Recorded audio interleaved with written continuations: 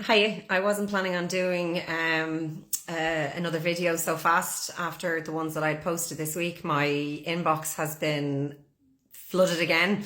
Thank you to everybody that sent lovely messages to me with regards to what I posted. It absolutely meant the world to me to get so many messages of support, but not only that, messages from people that went through something similar and maybe had the support of their parents or didn't have the support of their parents. I had quite a few messages with both, and from the bottom of my heart, thank you so much.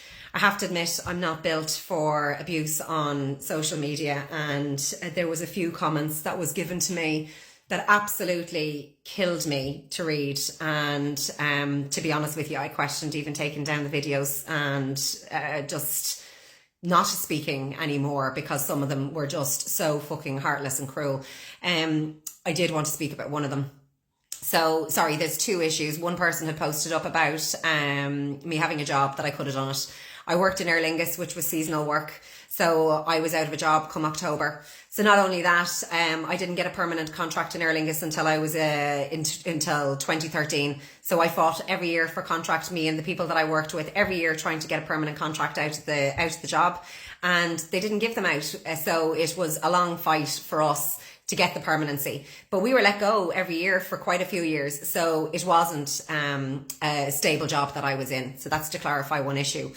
The other issue, I was sent a message last night. I didn't get a chance to delete the person before I deleted her message, because I didn't allow it to go onto my page. It absolutely made me physically sick. She was behind a user name, with all the numbers. So she didn't have a name to back her voice when she decided that it was okay to rip my life to shreds. She basically went on to say, I've seen all of her posts. She got a new kitchen, new bathrooms, all the money from her husband's inheritance, and now she decides to dump him and change the narrative to suit her own story. That made me physically sick, because you don't know fucking anything about my life from a few videos. How fucking dare you? You absolutely horrid type of person. I would hate to have your heart. I would hate to have your nasty, mean streak that you think you've the right to judge somebody when you don't fucking know them. So if you are that person, can you please either unfollow me or reach out to me so I can block your fucking ass from ever watching any of my videos again? You are a disgusting human being. So I just want to kind of clarify, not that I owe you anything, but I'm going to clarify a few things with regards to my unbelievable mother-in-law that I had. I had the best mother-in-law for 23 years. She wasn't just a mother-in-law to me. She was my mother. My mother was not a mother like everybody else has on Mother's Day, that they get to go out and have lunches with or anything like that. My mother checked out of parenting us very early. We pretty much raised ourselves. So there was no checking of homework, even in primary school, making lunches.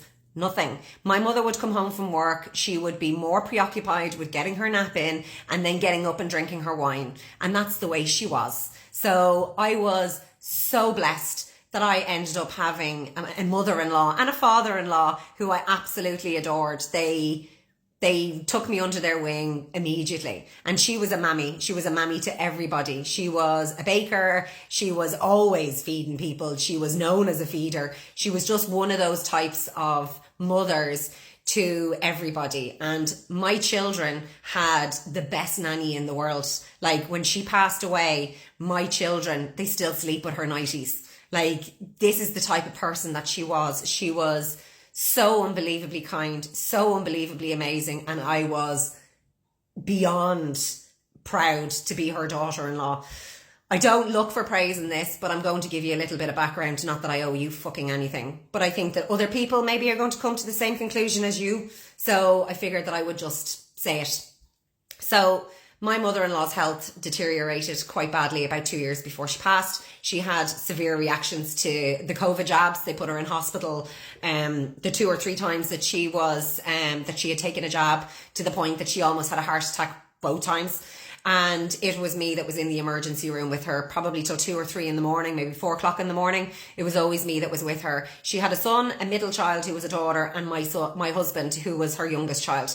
But it was me that she trusted to take her to these appointments. So any appointment that my mother-in-law had, it was me that took her. She had diabetes. I took her to every single hospital appointment that she had.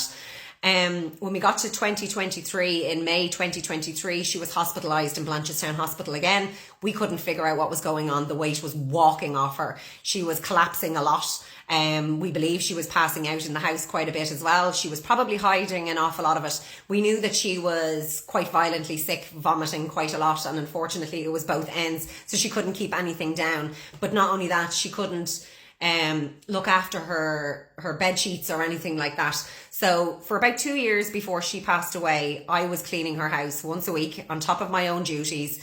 It was a fucking joy to help her. I didn't care. The one thing that she never wanted to be in life was a burden to anybody. And she hated it that I was doing it because she needed help. And I always said it to her, I'm so happy to give this back to you. I'm so happy to look after you. You're a fucking joy. She never interfered in my marriage or my life whatsoever. She was only ever a full-time support for me, my husband, her other children, and her grandkids, which she idolised.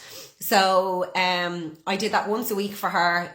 She was able to have clean sheets, all of those things that I did. And as I said, it was an absolute joy to take care of her.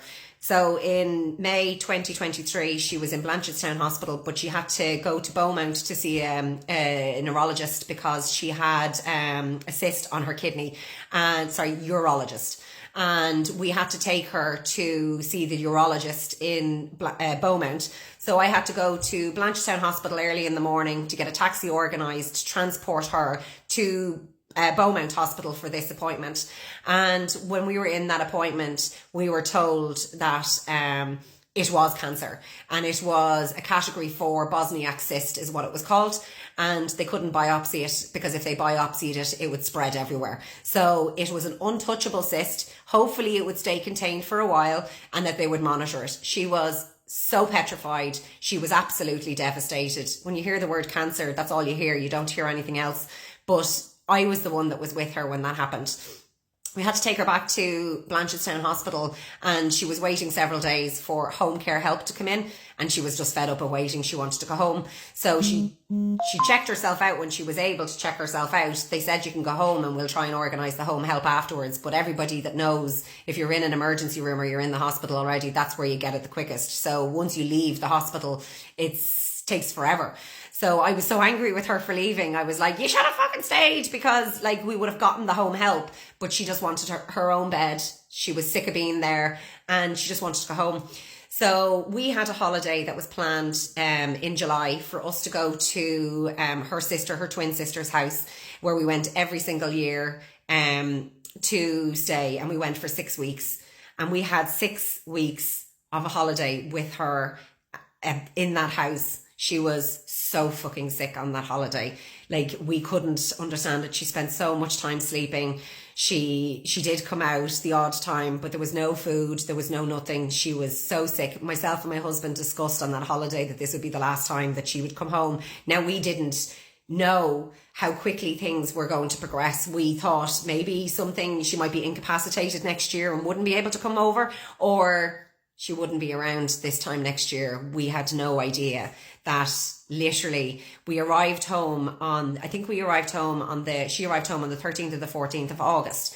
And on the 19th of August, I took her from her house after she had a severe episode in the house where she couldn't even pick up the phone to ring me.